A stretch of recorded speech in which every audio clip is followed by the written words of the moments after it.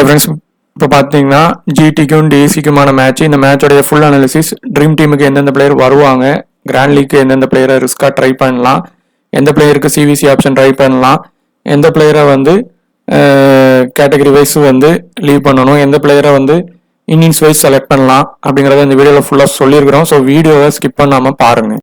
இந்த வென்யூவோட condition, pitch report, எந்தெந்த மாதிரி போகிறதுக்கான வாய்ப்பு இருக்குது அப்படிங்கிறத இதே வீடியோவில் சொல்லியிருக்கிறோம். மொத்தமாக 98 மேட்சஸ் ப்ளே பண்ணதில் ஃபர்ஸ்ட் வின் பண்ணவங்க 47, செகண்ட் பண்ணவங்க 51 பண்ணியிருக்கிறாங்க. பிலோ ஸ்கோர் வந்து பார்த்தீங்கன்னா 158 22 டைம்ஸும் இங்கே ரெஜிஸ்டர் ஆகிருக்கு. ஸோ கம்ப்ளீட் பேட்டிங்கு தான் போவோம் அப்படிங்கிறதும் கட்டாயம் இல்லை. அதே மாதிரி பார்த்தீங்கன்னா எபோ ஸ்கோர் 190 26 டைமும் பண்ணியிருக்காங்க. ஹை ஸ்கோர் 235ம் லோ ஸ்கோர் 67க்கும் அலவுட் ஆயிருக்காங்க. இங்கே நடந்த ரீசெண்டான மேட்சஸில் பார்த்தீங்கன்னா ஆவரேஜ் ஸ்கோராக உங்களுக்கு அதாவது ஐபிஎல்ல பொறுத்தவரை லாஸ்ட் இயரில் வந்து ஆவரேஜ் ஸ்கோராக 190 180 வந்திருந்தாலும் இப்போ ரீசெண்டாக இருக்கிற கண்டிஷன் பார்க்கும்போது இன்டர்நேஷ்னல் மேட்சஸில் இருந்து இப்போ நடந்த ஐபிஎல் வரைக்கும் ஒரு 160 180 தான் ரெஜிஸ்டர் ஆகிருக்கு. அது மாதிரி பார்த்தீங்கன்னா இங்கே நடந்த மேட்சஸில் ஸ்பின்னருக்கு 66 விக்கெட்டும் ஃபேஸஸ்க்கு 91 விக்கெட்டும் கிடைச்சிருக்கு. ஃபர்ஸ்ட் இன்னிங்ஸில் போடுற ஃபாஸ்ட் பவுலர் நிறைய விக்கெட் எடுக்கிறாங்க செகண்ட் இன்னிங்ஸோட. ஸோ அந்த ஃபர்ஸ்ட் இன்னிங்ஸ் ஃபாஸ்ட் பவுலரை நம்ம மெயினாக எடுக்கிறது பெட்டரான சாய்ஸு. ஸ்பின்னர்ஸ் மேக்ஸிமம் போத் இன்னிங்ஸும் ஓரளவு ஈக்குவலாக தான் விக்கெட் எடுத்துருக்காங்க. இதனால மொத்த இவங்களுக்கு எதிரான மேட்ச்சில் மொத்தமாக இவங்களுக்கு எதிராக விளையாண்ட மேட்ச்சில் பார்த்தீங்கன்னா 8 விக்கெட்டில் 7 மேட்ச் விளையாண்டு ஜிடி வந்து 4 மேட்ச் வின் பண்ணியிருக்காங்க, டிசி 3 மேட்ச் வின் பண்ணியிருக்காங்க, ஈக்குவல் ஃபைட் கொடுத்துருக்காங்க. அதே மாதிரி வென்யூவில் பார்த்தாலும் பார்த்தீங்கன்னா ஜிடி வந்து 3 மேட்ச் பிளே பண்ணதில் 2 மேட்ச் வின் பண்ணியிருக்காங்க, டிசி 1 மேட்ச் வின் பண்ணியிருக்காங்க. டிசியோட பாசிபிள் பிளேயிங் ஒன்ல மேக்ஸிமம் எந்த ஒரு சேஞ்சும் பண்ண மாட்டாங்க. ஏன்னா அவங்க மும்பை இந்தியன்ஸு லாஸ் அவங்க கூட லாஸ் ஆகிட்டு போனதுனால அவங்க மேக்ஸிமம் அந்த பிளேயிங் லெவன்லயே போனாதான் அவங்க வின் பண்ணுவாங்க அப்படின்ட்டு கான்ஃபிடன்ஸாக உள்ள வருவாங்க. ஏதாவது பிளேயருக்கு இன்ஜர்டாக இருந்தது வச்சிருந்தா மட்டும் மாற்றிப்பாங்க. பார்க்கலாம். ஜிடியோட பாசிபிள் பிளேயிங் லெவனில் கில்லு உள்ள வராரான்ட்டு பார்ப்போம். அவர் உள்ள வரலன்னா அதே அந்த குஷாகரா தான் பிளே பண்ணுவார். அதே மாதிரி மேபி சாய் கிஷோர் வேணா இந்த மேட்சுக்கு கொண்டு வருவாங்க.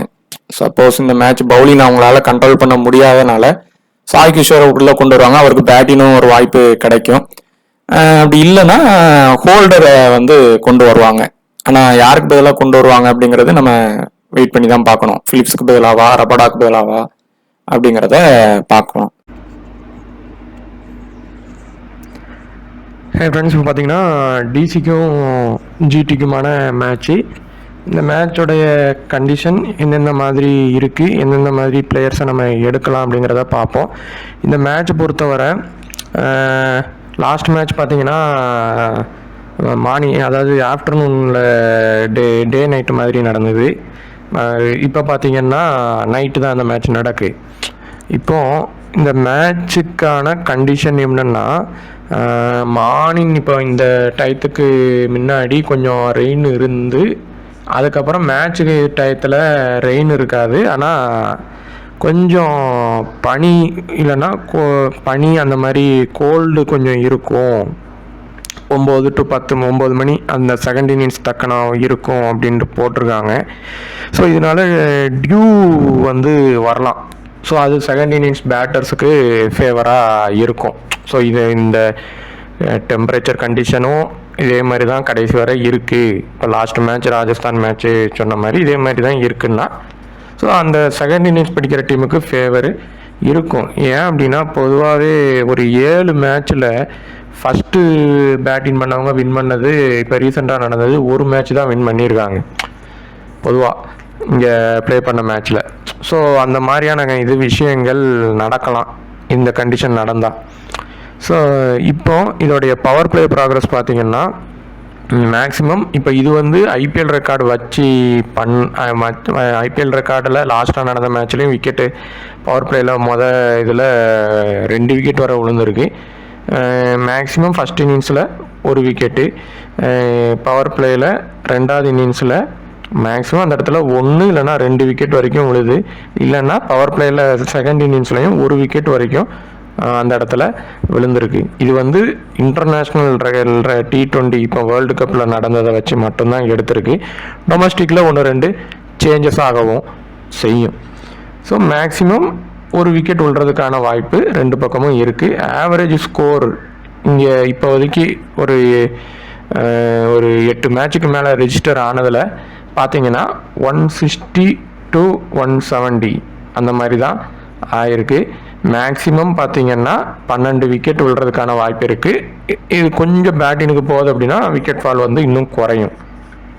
இது வந்து கண்டிஷனுக்குள்ள இதில் இப்போ கேஎல் ராகுல் வந்து பார்த்திங்கன்னா 2 மேட்ச் ஃப்ளாப்பில் இருந்து வராரு. இந்த மேட்ச் வந்து மேக்ஸிமம் ஃப்ளாப் ஆகிறதுக்கான வாய்ப்பு பார்த்திங்கன்னா இல்லை. ஏன்னா இந்த வென்யூவில் ஒரு செஞ்சுரி இவங்களுக்கு எதிராகவே அடிச்சிருக்கிறாரு. அந்த பவுலர்ஸு இப்போ இருக்கிற பவுலர்ஸ் இருக்கும் போதே அடிச்சிருக்காரு. ஸோ அவர் நீங்கள் வந்து மேக்ஸிமம் ஜிஎலுக்கு ஒரு ஃபிக்ஸ்டு பிக்காக கூட ட்ரை பண்ணிக்கலாம். ஆனால் அடித்தா பெருசாக அடிச்சுட்டு மேட்சை முடிச்சிடுவார். ஸோ அந்த மாதிரியான கண்டிஷன்லேயும் இருக்கார். நல்ல ஒரு கண்டிஷனில் இருக்கார்.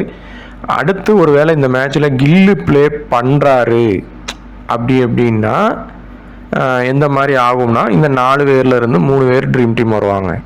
ஒரு வேளை கில்லு ப்ளே பண்ணலை அப்படின்னா இந்த 3 பேருமே ட்ரீம் டீம் வர்றதுக்கான வாய்ப்பு இருக்கும். அதில் அக்சர் பட்டேலை ஃபிக்ஸ்டு பிக்காக வச்சுக்கோங்க. பேட்டிங் ப்ளஸ் பவுலிங், இவங்க டீம் லாஸ் ஆனாலும் சரி, டெல்லி வின் ஆனாலும் சரி, அவர் வந்து பண்ணுறதுக்கான வாய்ப்பு அதிகமாக இருக்குது. ஸோ அக்சர் பட்டேலை வச்சுட்டு ஒரு இதில் ஃபஸ்ட்டு பவுலிங் போட்டால் மட்டும் சிவிசி அளவுக்கு ட்ரை பண்ணுங்க. செகண்ட் பவுலிங் போடுறாரு அப்படின்னா பிளேயராக எடுத்தாலே போதும். ஸோ இதில் சாய் சுதர்சன் எப்படின்னா இங்கே விளையாண்டதுக்கும் சரி, இவங்களுக்கு எதிராகவும் சரி, சேசிங் பண்ணுறப்போ ரொம்ப நல்லாவும் பண்ணியிருக்காரு. இங்கே விளையாண்டப்பவும் ரொம்ப சேசிங் நல்லா தான் பண்ணியிருக்காரு. ஸோ அவருக்கு த்ரெட்டு கொடுக்குற அளவுக்கு பிளேயர் யாருன்னா நிகிடி நட்ராஜன் தான். நட்ராஜனை முதையே யூஸ் பண்ணுறது இல்லை. ஸோ அவர் இப்போதைக்கு கில்லு வராத வர அவர் டிடி ஆப்ஷனில் தான் இருக்கார். ஸோ ரெண்டாவது இன்னொன்று என்னென்னா, கில்லு இவங்களுமே அந்த கேஎல் ராகுல் அடித்த 112 ரன் அடித்து அந்த ஸ்கோர் செட் பண்ண மேட்ச்சில் சாய் சுதர்சனும் கில்லும் அவுட் ஆகாமலே அது ஒரு 200 ரன் கிட்ட அடித்தும் அந்த ரன்னை வந்து ஈஸியாக சேஸ் பண்ணிட்டாங்க. விக்கெட் ஃபாலே இல்லை. ஸோ கில்லு வந்தால் ஜிடிக்கு வந்து இந்த கேம் வந்து அட்வான்டேஜாக இருக்கும். இல்லைன்னா கொஞ்சம் கேஎல் ராகுல் அதாவது டிசி பக்கம் போகிறதுக்கான வாய்ப்பும் இருக்கும். அது பார்ப்போம். ஸோ இதில் சேஃப்டிக்காகவே நீங்கள் 3 பேரையும் ட்ரை பண்ணிக்கலாம். கேஎல் ராகுலுக்கு ஒரு இதில் சி இல்லைனா விசி ட்ரை பண்ணலாம். சேசிங் பண்ணுறாங்க அப்படின்னா சாய் சுதர்சனுக்கு ட்ரை பண்ணுங்கள், விசி அளவுக்கு ட்ரை பண்ணுங்கள். இப்போ இந்த மேட்ச் பொறுத்தவரை பட்லர் எப்படின்னா ஒரு ஹிட்டு இல்லைன்னா ஃப்ளாப்பு, அடித்தா பெருசாக அடிச்சிருவார். அவரும் இந்த வென்யூவில் ரெக்கார்டு வச்சுருக்காரு. போத் இன்னிங்ஸ்லையுமே ஃபஸ்ட் இன்னிங்ஸ்லையுமே செஞ்சுரி அடிச்சிருக்காரு. ஆனால் இவங்க கூட இல்லை, வேறு டீம் கூட அடிச்சிருக்காரு. ஸோ அவருக்கு இந்த கிரவுண்டு ஃபஸ்ட்டு செட்டாக ஆகும். ஸோ அடித்தா பெருசாக அடிச்சிருவார். அப்படி இல்லை அப்படின்னா நம்ம அடுத்த கேட்டகரியில் இருக்கிற கிளென் ஃபிலிப்ஸை எடுக்கிற மாதிரியான கண்டிஷன் வரும். ஸோ எஸ்எலுக்கு எடுக்கிறவங்க எடுத்துக்கோங்க. ஆனால் ஜிஎலுக்கு வந்து லிமிட்டட் ஃபாரின் பிளேயர்ஸ் வந்து பார்த்திங்கன்னா 4ங்கிறது சேஃப் ஆப்ஷன். ரிஸ்க்காக எடுத்தால் 3. அதுக்கப்புறம் மீதி இருக்கிற பிளேயர்ஸை நம்ம இந்தியன் பிளேயர்ஸு தான் கொண்டு போகணும். அப்படி எடுத்தால் மட்டும்தான் ஜிஎலுக்கு பக்கத்தில் அந்த ரேங்க்கும் போகும்.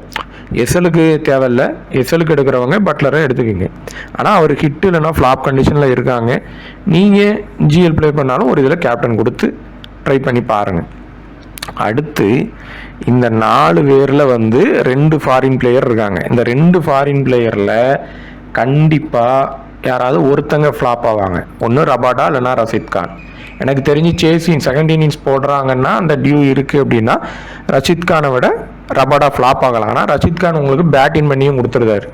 சப்போஸ் இப்போ இந்த மேட்ச்சில் கில்லும் இல்லை, விக்கெட் ஃபால் ஆகுது நிறைய அப்படின்னா பேட்டிங் பண்ணியும் வந்துடுறாரு. ஸோ ஃபஸ்ட்டு பவுலிங் போட்டாலும் மேபி அந்த இடத்துல ஃபஸ்ட்டு பேட்டிங் பண்ணி அவருக்கு பேட்டிங் வாய்ப்பே கிடைக்காத பட்சத்தில் அவங்க ஜிடி நல்லா ஸ்கோர் பண்ணுறாங்கன்னா தான் அவர் விக்கெட் எடுக்காமல் போய் அவர் வராமல் போக வாய்ப்பு இருக்கும். மேக்ஸிமம் இந்த கேட்டகரியில் ரஷீத் கானா இல்லை ரபாடா வாங்குறதுல ஒருத்தங்களை எடுத்தால் போதும் மேக்ஸிமம்.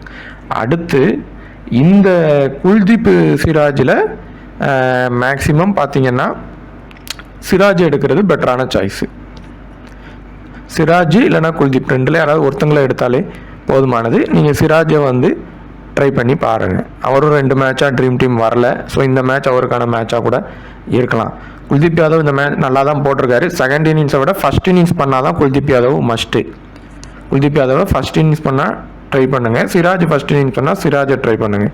ஸோ மேக்ஸிமம் இந்த இடத்துல இருந்து பவுலிங் இதில் இருந்தே பார்த்தீங்கன்னா உங்களுக்கு இங்கேருந்து 2 பேர் வருவாங்க. பேட்டரில் பட்லரை நீங்கள் எஸ்எலுக்கு எடுத்துக்கோங்க. ஸோ பவுலரில் லோ பிக் நிறைய இருக்காங்க. அதுக்குள்ளே சிவிசியும் வர்றதுக்கான வாய்ப்பு இருக்கும். இதிலே பார்த்தீங்கன்னா குல்தீப் யாதவ் இருக்காங்க, சிராஜ் இருக்காங்க. ஸோ அந்த மாதிரி ட்ரை பண்ணிக்கோங்க.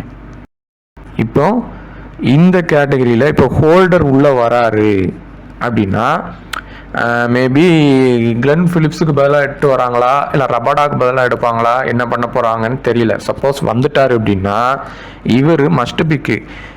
பேட்ஸ்மேனுக்கு எதிராக த்ரெட்டு நிறைய இருக்குது. பவுலிங்கில் கண்டிப்பாக போட்டே ட்ரீம் டீம் வந்துடுவார். அது போக பேட்டிங்கும் பண்ணுவார்.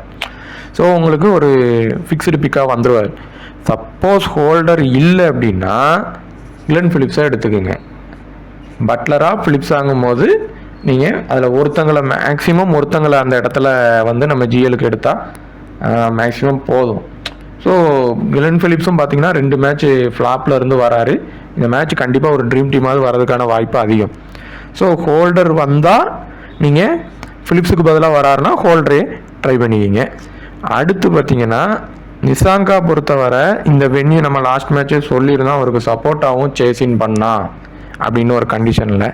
அதே கண்டிஷனில் தான் திரும்பியும் இருக்கார். இந்த மேட்சில் உடைய ட்ரீம் டீம் பிக்கில் தான் இருக்கார். சேசின் பண்ணுறாரு அப்படின்னா சிவிசி அளவுக்கு வர்றதுக்கான வாய்ப்பு இருக்கும்.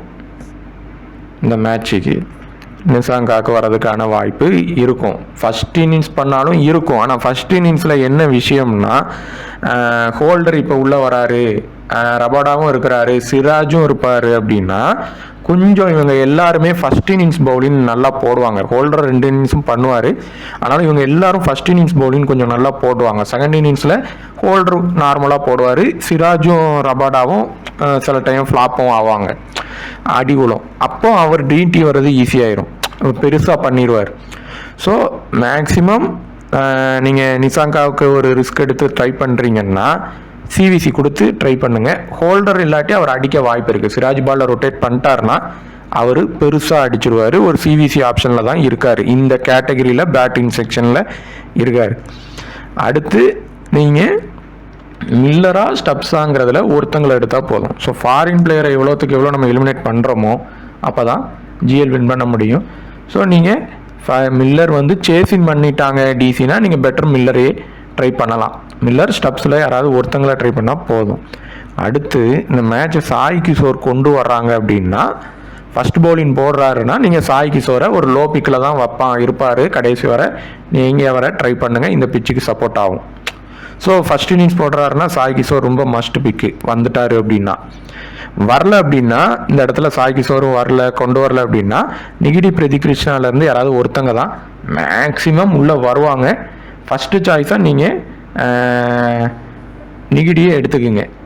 பிரதீப் கிருஷ்ணாவும் 50க்கு எபோவ் இருக்காங்க. மேபி அவருடைய ரேஞ்சு ரொம்ப குறைஞ்சிட்டே போகுது அப்படின்னா 2 பேர் அந்த இடத்துல வருவாங்க. இல்லைன்னா நிகிடியவே எடுக்கிறது பெட்டரான சாய்ஸு. மேக்ஸிமம் சிராஜை எடுத்தால் பிரதீப் கிருஷ்ணாவை கூட லீவ் பண்ணி பாருங்கள். ஸோ இதில் கண்டிப்பாக இந்த கேட்டகரியில் நிதிஷ் ராணா ஸ்டப்ஸில் யாராவது ஒருத்தங்க வருவாங்க. நம்ம மில்லர் எடுக்கலைன்னா ஸ்டப்ஸ் எடுக்கலாம், இல்லை நிதிஷ் ராணாவை கூட இந்த இடத்துல ட்ரை பண்ணலாம். ஆனால் ஸ்டப்ஸ் மில்லரில் யாராவது ஒருத்தங்களை கண்டிப்பாக எடுத்தால் தான் இந்த மேட்ச் வந்து கொஞ்சம் டிசிக்கு ஃபேவராக போகும். யாராவது ஒருத்தங்களாக தான் அடிப்பாங்க. ஸோ நிதிஷ் ராணா ஸ்டப்ஸில் யாராவது ஒருத்தங்களை எடுத்தால் மேக்ஸிமம் போதும். அடுத்து வாஷிங்டன் சுந்தரை பொறுத்தவரை அவருக்கு எப்போம்லாம் பவுலிங் கொடுக்காங்களோ அப்போ தான் அவரால் பேட்டிங்கும் நல்ல பெர்ஃபார்மன்ஸ் பண்ண முடியும். ஸோ நீங்கள் ஜிஎலுக்கு எடுக்கிறதா இருக்கிறவங்க வேணால் ஒரு ரிஸ்க்காக இந்த மேட்ச் டிசி தான் கண்டிப்பாக வின் ஆகும் அப்படிங்கிற மாதிரி டீம் மேக் பண்ணும்போது வேணால் ட்ரை பண்ணி பாருங்கள். இல்லை அப்படின்னா அவருக்கு பவுலிங் ஆப்ஷன் கிடைச்சா மட்டும்தான் ஒரு பேட்டிங்லேயும் நல்லா பண்ணுவார். அடுத்து பார்த்தீங்கன்னா முகேஷ்குமார் வந்து இந்த பிச்சுக்கு ஃபஸ்ட் இன்னிங்ஸ் போட்டால் நல்லா செட் ஆகும், செகண்ட் இன்னிங்ஸில் அடி வாங்குவோம். நட்ராஜன் பொறுத்தவரை போத் இன்னிங்ஸ்க்குமே சப்போர்ட் ஆகும். ஆனால் அவரை வந்து போன மேட்ச்லாம் 10 ஓவருக்கு அப்புறம் தான் யூஸ் பண்ணுறாங்க. இந்த மாதிரி யூஸ் பண்ணால் நட்ராஜனுடைய அந்த இது கொஞ்சம் கஷ்டமாயிரும். அந்த டெத் ஓவரில் விக்கெட் எடுத்தால் தான் உண்டு. ஸோ மேக்ஸிமம் முகேஷ்குமார் நட்ராஜன்லேருந்து ஒருத்தங்களை எடுத்தால் போதும். நட்ராஜன் போத் இன்னிங்ஸுமே பெட்ரு. முகேஷ்குமார் பண்ணால் ஃபர்ஸ்ட் இன்னிங்ஸ் மட்டுமே ட்ரை பண்ணுங்க. ஆனால் இந்த மேட்ச் பார்த்தீங்கன்னா டிசி ஃபேவராக போச்சுன்னா 2 பேருமே வருவாங்க. 2 பேருமே லோ டிடியில் இருக்காங்க. ஸோ நம்ம ஜிஎலுக்கு வர்றவங்க இந்த எஸ்எலுக்கு ஒரு ட்ரம்ப் பிக்காக மாற்றி கொஞ்சம் எடுக்கிறவங்க இந்த லோ பிக்கில் இருக்காங்க. ஆனால் நீங்கள் அந்த இன்னிங்ஸ் வைஸ் எடுத்துக்கோங்க. முகேஷ்குமார்னா maximum first innings. Natarajan both இன்னிங்ஸுக்கும் சப்போர்ட் ஆகும். ஆனால் அவருக்கு பவுலிங் ஆப்ஷன் பார்த்தீங்கன்னா போன மேட்ச்லாம் 10 ஓவருக்கு அப்புறம் கொடுக்கும்போது அவர் எப்படி வருவாருங்கிறது நம்மளால் கண்டிப்பாக அந்த இடத்துல சொல்ல முடியாது. ஆனால் முகேஷ்குமார் நட்ராஜனில் ஒருத்தங்க உறுதியாக ட்ரீம் டீம் வந்துருவாங்க. அந்த 2 பேரில் யாராவது ஒருத்தங்களை உங்களுக்கு யார் இந்த பிச் கண்டிஷனுக்கு இதோ அவங்கள எஸ்எலுக்கும் எடுத்துக்கோங்க, வருவாங்க. அதே மாதிரி இதில் ராகுல் திரவித்யா நல்ல ஃபார்மில் இருக்குது. சமீர் ரசிகி ரொம்ப ஃபார்மில் நல்லா இருக்கார்.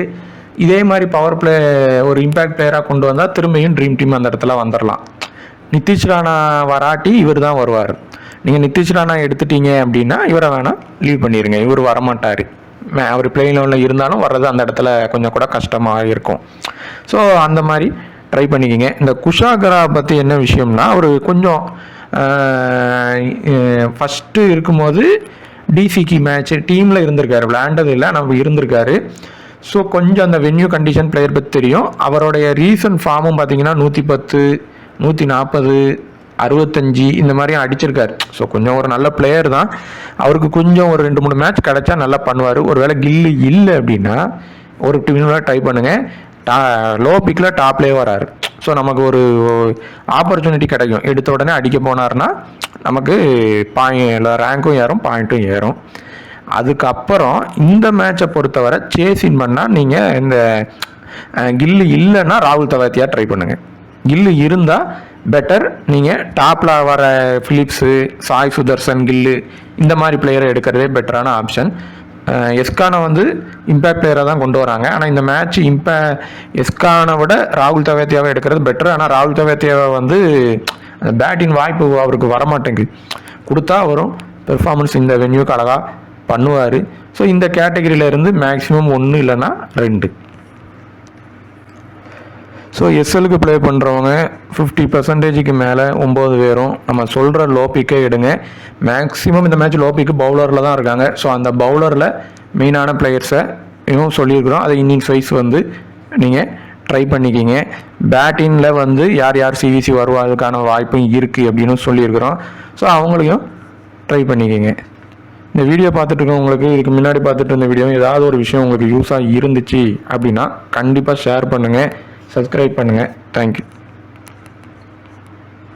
அதே மாதிரி இன்னொரு ஒரு விஷயம் என்னென்னா, இந்த மேட்ச்சு மெயினாக டாஸ் எந்த டீம் வின் ஆகுதுங்கிறது ரொம்ப முக்கியமான மேட்ச்சு.